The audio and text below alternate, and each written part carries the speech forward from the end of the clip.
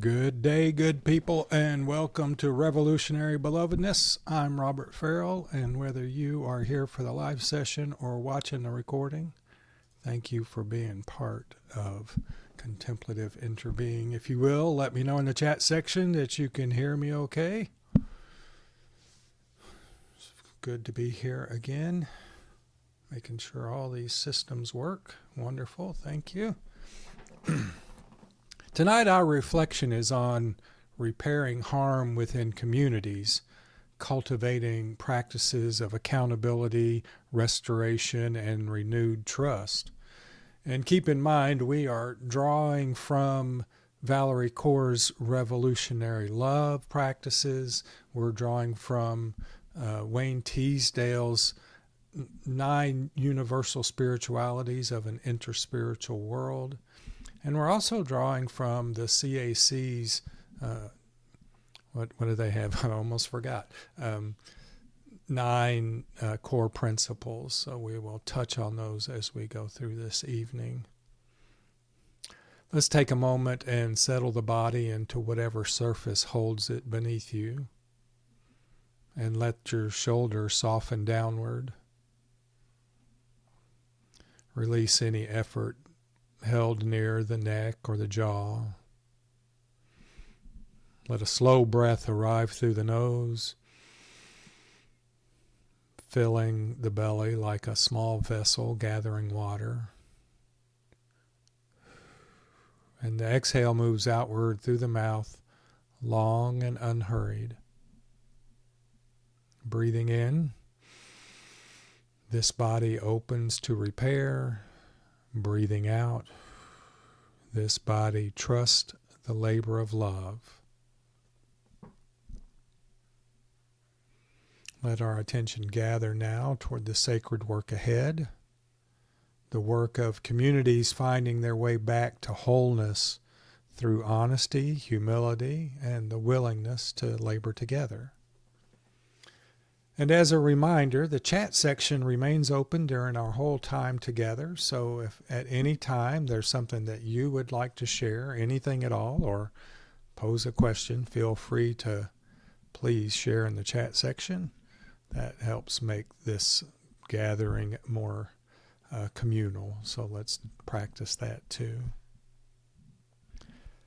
Friends, every community carries within it the memory of harm.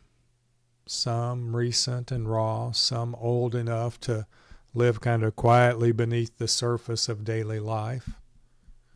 And repairing what has broken among people, well, that asks for more than good intentions offered from a comfortable distance, more than a single meeting meant to settle what took years to unravel. It asks for labor, the kind of labor that Valerie Kaur names as pushing, a practice drawn from the wisdom of birth itself.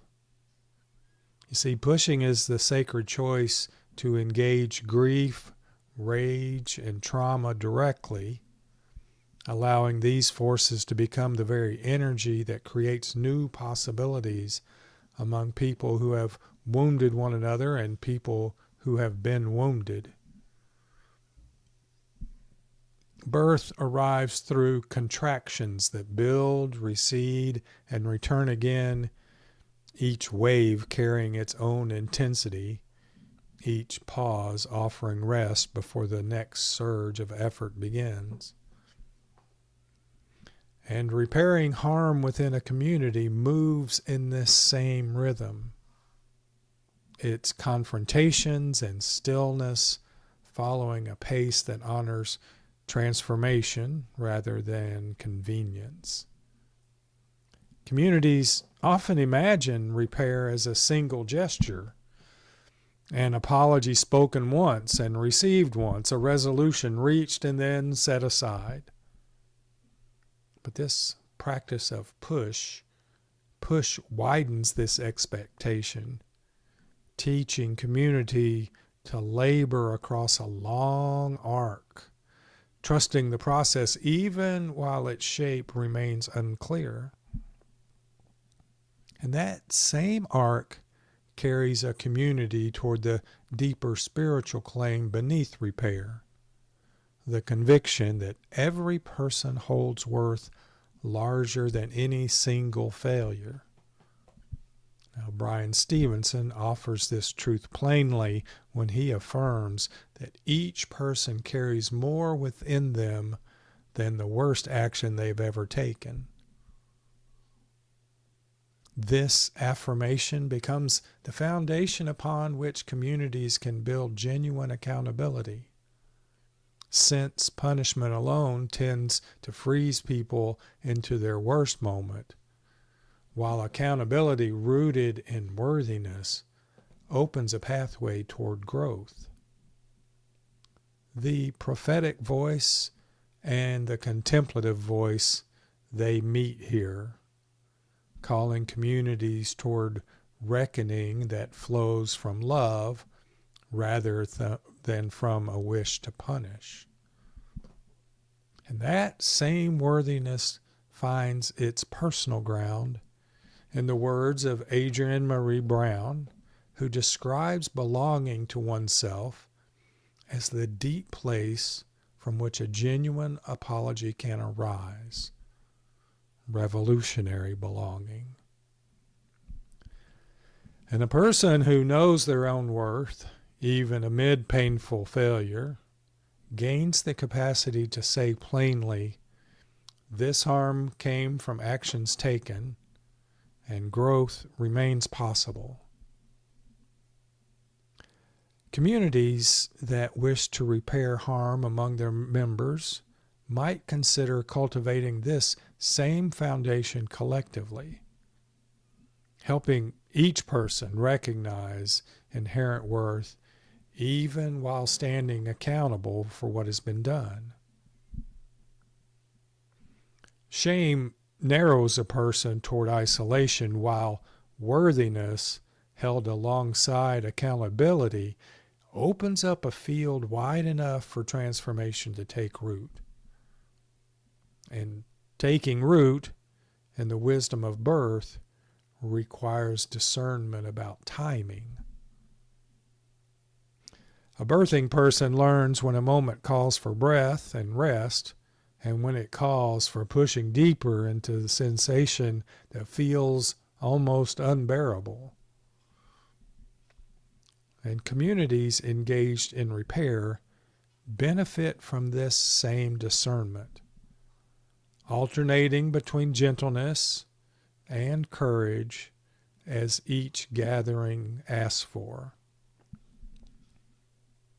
And wisdom lives in sensing which movement a moment requires, rather than forcing every meeting into confrontation alone or into comfort alone. This same discernment distinguishes forgiveness from reconciliation. We have spoken about that our last two sessions. There are two labors that travel closely together while remaining distinct. Forgiveness belongs to the person who is harmed. It's a private freedom that releases the grip of hatred regardless of whether the one who caused harm ever responds. Reconciliation belongs to the relationship itself, asking the person who caused harm to accept full responsibility and to walk toward repair with humility and consistency over time. Friends, communities practicing revolutionary love learn to honor this difference, offering patience to those who still finding their way toward forgiveness, while building structures where those who caused harm can pursue genuine accountability, structures that are rooted in restoration rather than retribution. And restoration built this way scales outward.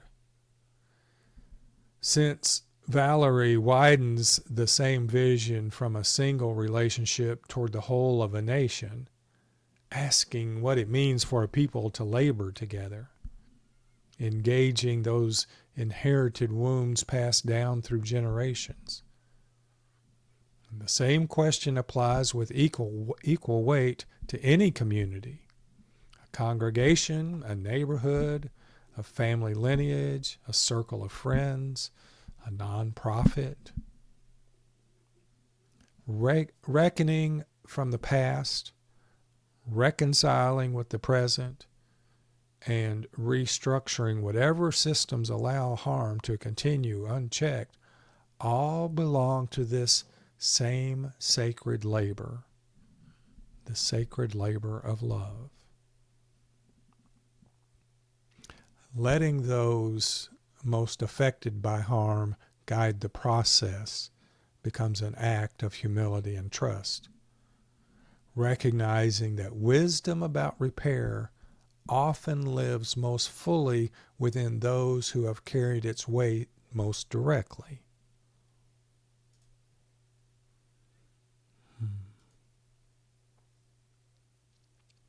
Carrying such weight asks for sustenance along the way, and joy offers exactly that.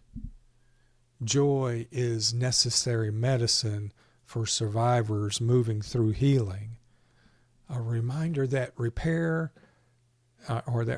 work draws its strength from life affirmed alongside truth spoken.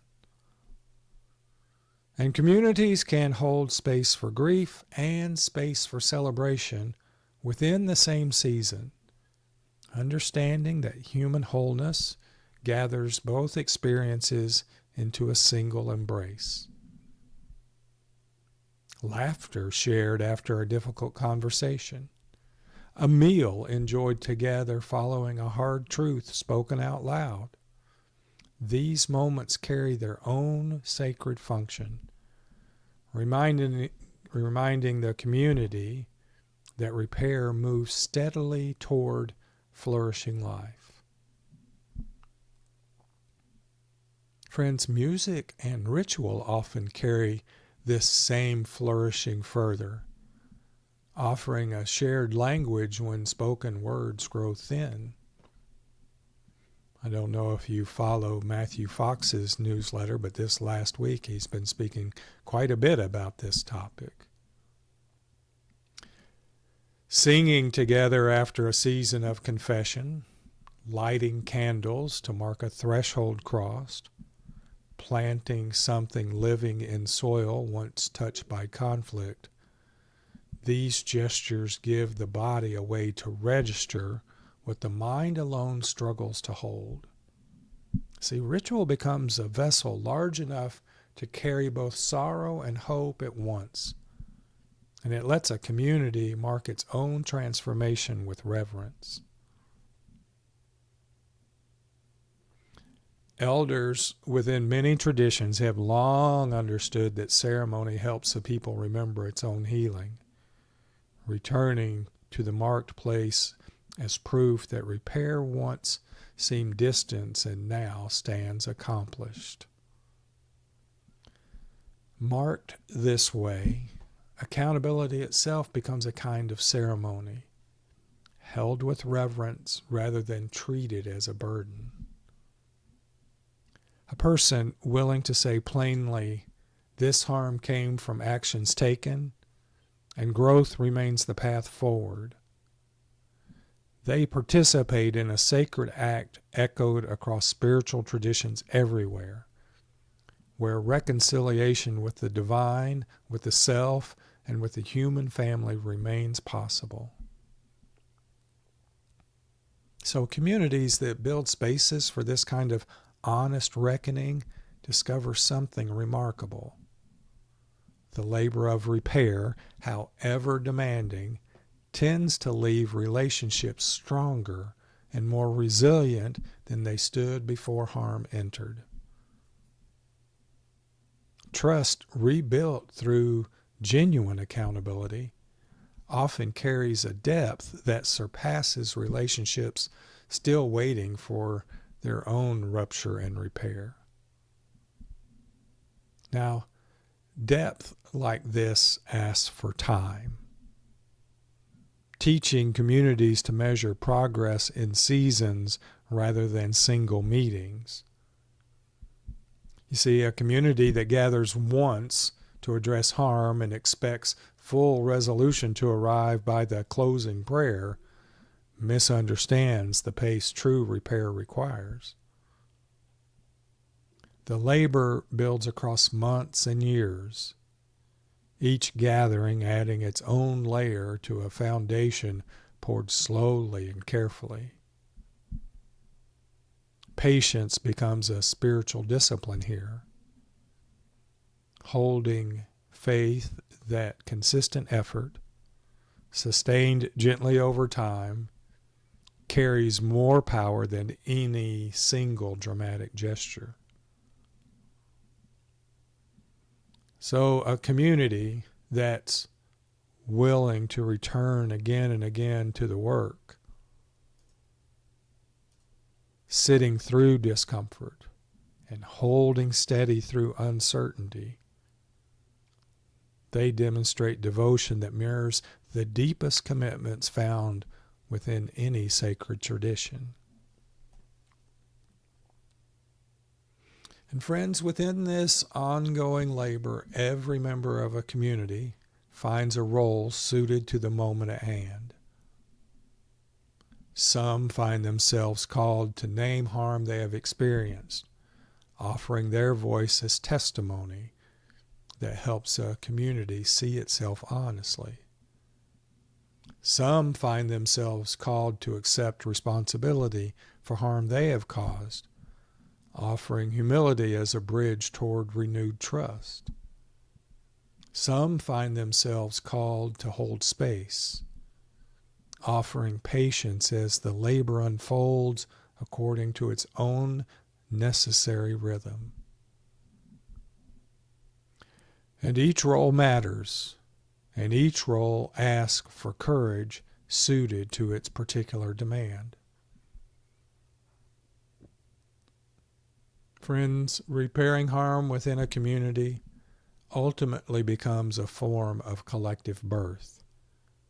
It's a community choosing again and again to labor toward a shared future rather than remaining bound to a wounded past. And this labor asks for patience with timelines that refuse to be rushed, and for a willingness to hold accountability and worthiness as companions rather than opposites. Friends, revolutionary belonging, revolutionary love offers this vision steadily. Repair remains possible. Trust remains capable of renewal. And communities willing to engage this sacred labor discover a wholeness that honors every person who walked through the difficulty toward the other side. Thank you for sharing in this reflection.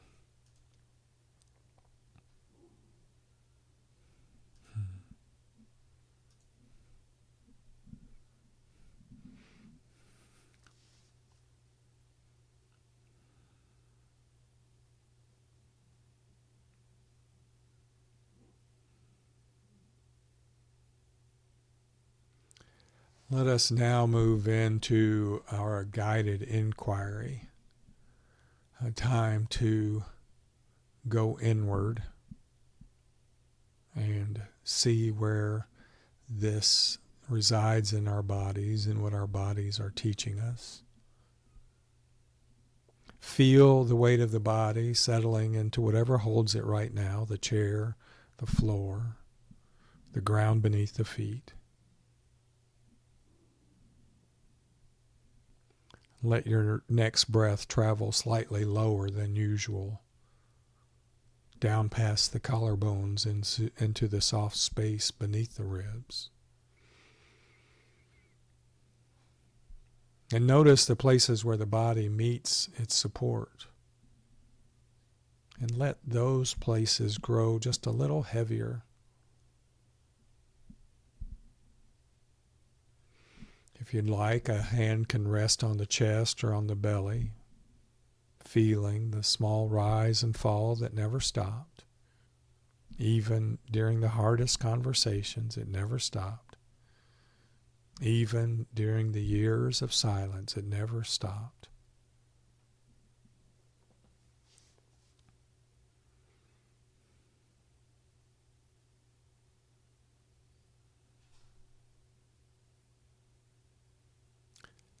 Somewhere inside, a name may surface. A person, a gathering, a room where something broke, or a room where something has stayed broken for longer than anyone wanted to admit.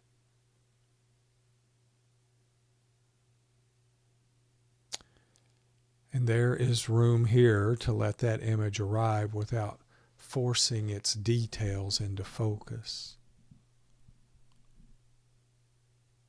Just notice where the memory lives in your body.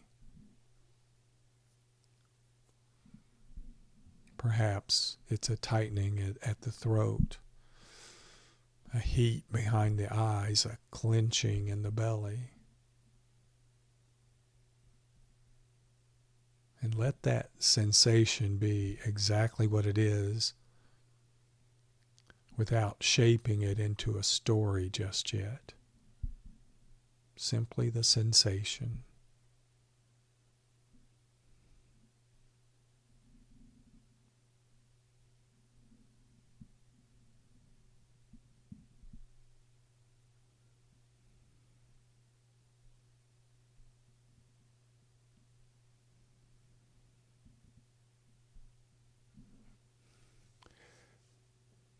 Your memory may hold one other person, or it may hold many.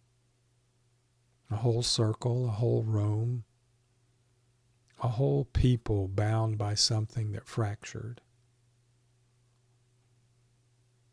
Allow your body to sense the size of what is being held here.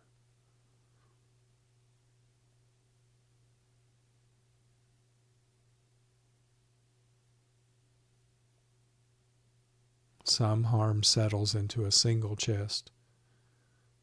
Some harm settles into many chests at once, passing quietly from one generation to the next.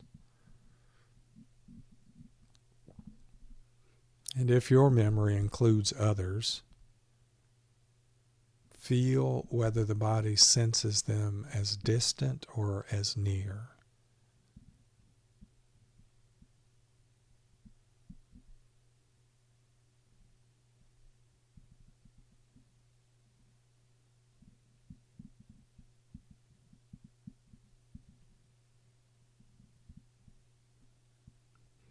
Is there a version of nearness available even now, even in imagination, even before anything has been resolved?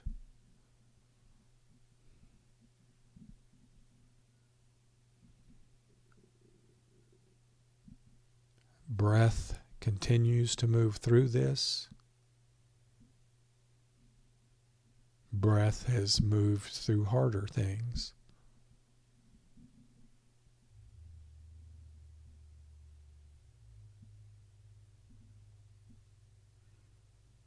What would it feel like to loosen the grip on the version of this story that has been carried the longest?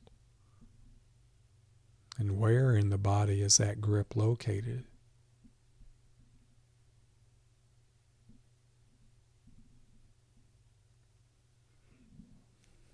Is it possible to soften around it, even slightly? The way a fist might soften without fully opening?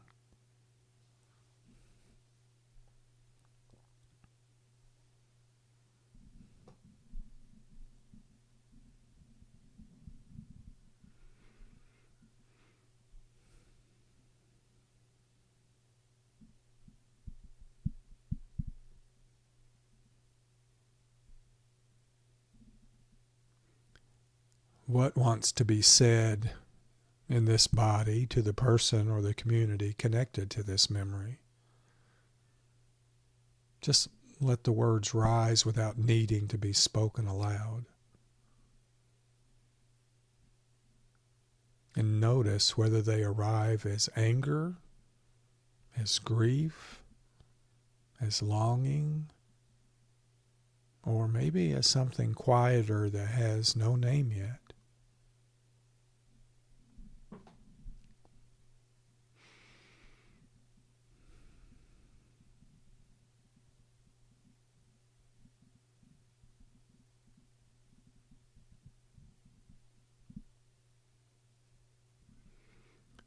Some bodies in this moment may be holding the ache of harm received.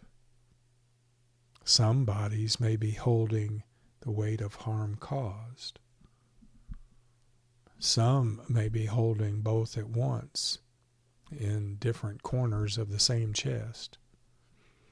Whatever is present belongs exactly as it is.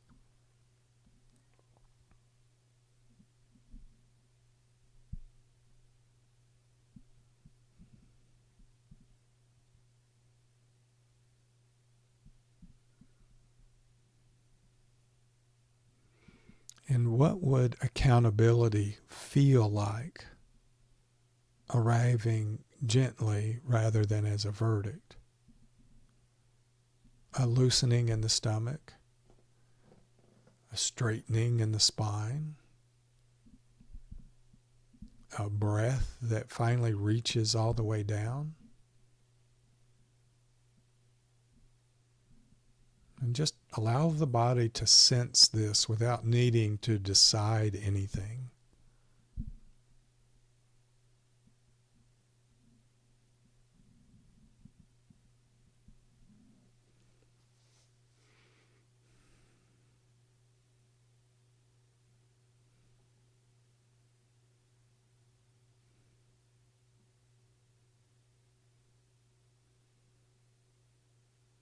What would trust feel like returning? Not as an idea, but as a physical sensation. A widening in the chest, a softening in the jaw, a steadiness in the legs. Allow your body to imagine this even briefly, even as a question rather than an answer.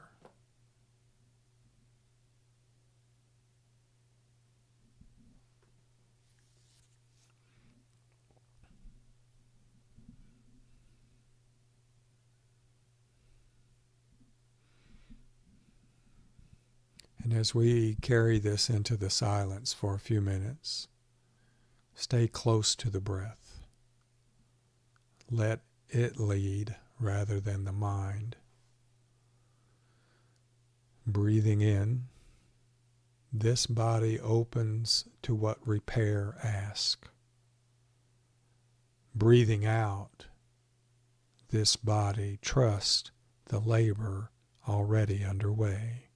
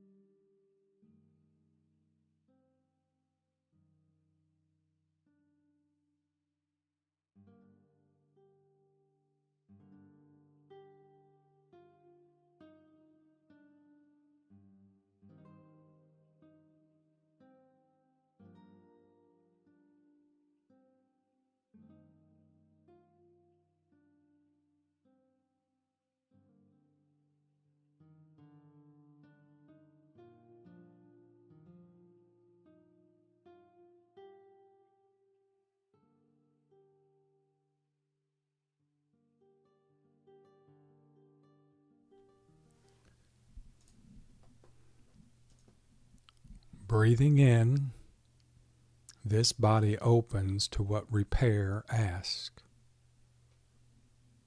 Breathing out, this body trusts the labor already underway. Slowly allow your awareness to widen beyond the breath. The sounds of the room around you become close and ordinary. Fingers might stretch, feet might press more firmly into the floor.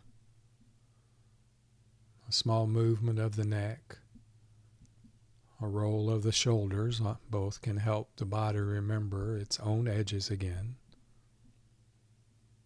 And whatever surfaced here for you can remain held gently, without demand for resolution today. This labor moves at its own pace and hopefully has offered exactly what today could hold.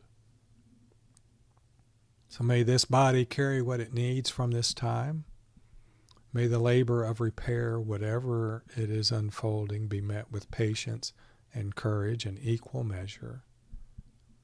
And may trust find its way back slowly, steadily, in whatever form it is ready to take.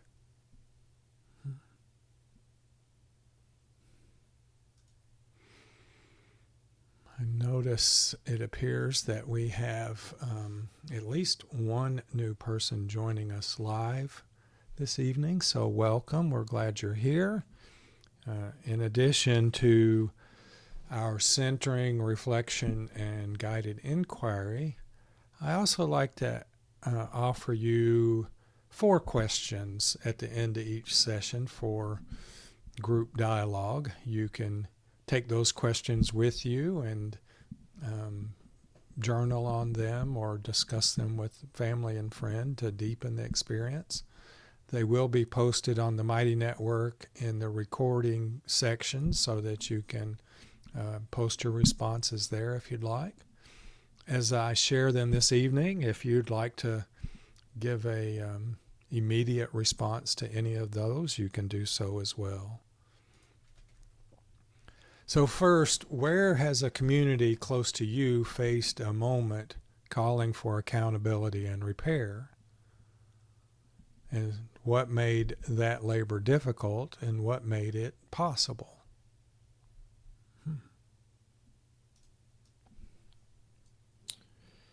Next, Brian Stevenson affirms that each person carries more within them than the worst action they've ever taken. So how might a community hold both truths at once? The reality of harm caused and the worth of the person who caused it.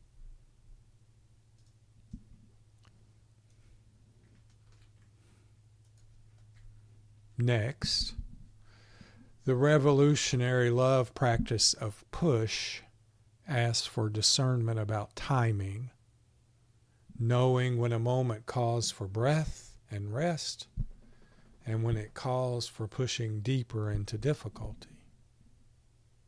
So how might a community practice this same discernment when working to repair harm among its members?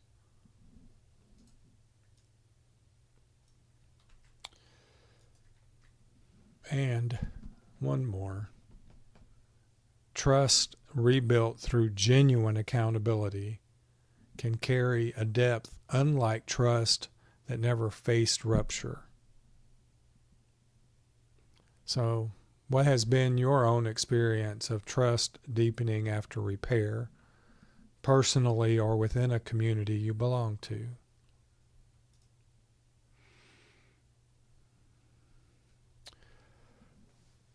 As you ponder these, or maybe you want to type just an immediate response, any of those is fine.